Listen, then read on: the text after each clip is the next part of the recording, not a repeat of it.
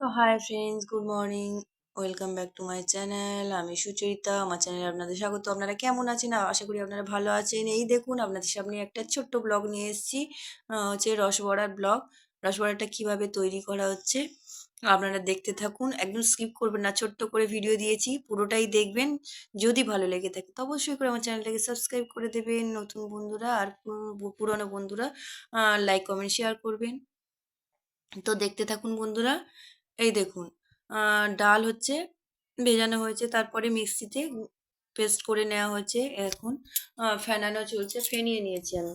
হাত দিয়ে ওটাকে ফেনাতে হয়, ভালো করে ফেনালে তবে রসবড়াটা রসে ফেললে ফুলে উঠবে। এই দেখুন বন্ধুরা, তার জন্য একটা কড়াই নিয়েছি। এখানে এটা তেল দেওয়া হবে, লোহার কড়াইতে তেল দিয়ে ভাজা হবে। আর এইখানে এটা নেওয়া হয়েছিল সরু চুগলি করার জন্য, কিন্তু পরে হচ্ছে রস তৈরি করা হবে এখানে। যে রস বড়াটা ফেলা হবে তার জন্য এখানে রস তৈরি করে নেওয়া হচ্ছে। চিনি আর নলেন গুড় দিয়ে রসটাকে তৈরি করে নেওয়া হচ্ছে আগে।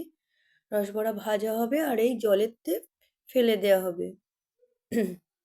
এই দেখুন, চিনিগুলো ঘেঁটে দেওয়া হচ্ছে, একটু চামচ দিয়ে একটু নাড়িয়ে দেওয়া হচ্ছে।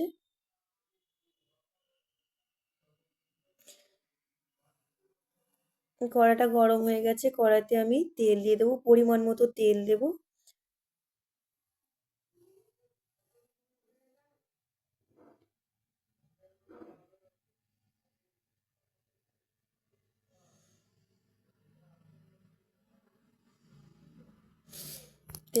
তেলটা গরম হয়ে গেলে ভাজা হবে। এদিকে হচ্ছে মিষ্টির রসটা আমার কমপ্লিট হয়ে গেছে।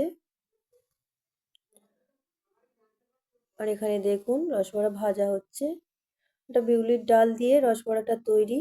বিউলির ডালটাকে ভিজিয়ে নিয়ে তারপরে আমি মিক্সিতে পেস্ট করে আর আমি ফেনিয়ে নিয়েছি, হাত দিয়ে ভালো করে ফেনাতে হবে।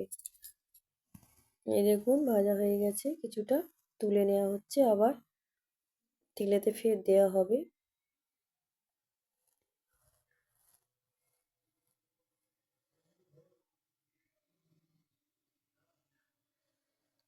তেলে ফেলাটা আপনাদেরকে দেখানো হয়নি, এই দেখুন বন্ধুরা দেখিয়ে দিচ্ছি।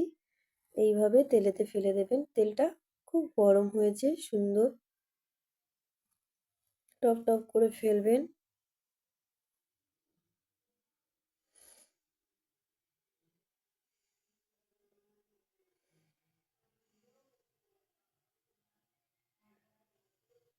তো বন্ধুরা, আমার ভিডিওটা যদি আপনাদের ভালো লেগে থাকে তো অবশ্যই করে লাইক কমেন্ট শেয়ার করবেন। তুলে নেওয়া হচ্ছে, রসেই ফেলে দেওয়া হবে। এই দেখুন রসেতে ফুলে গেছে, সমস্ত পিঠে ফুলে গেছে। তো আজকের মতো বন্ধুরা টাটা, বাই বাই। আবার দেখা হচ্ছে কালকে।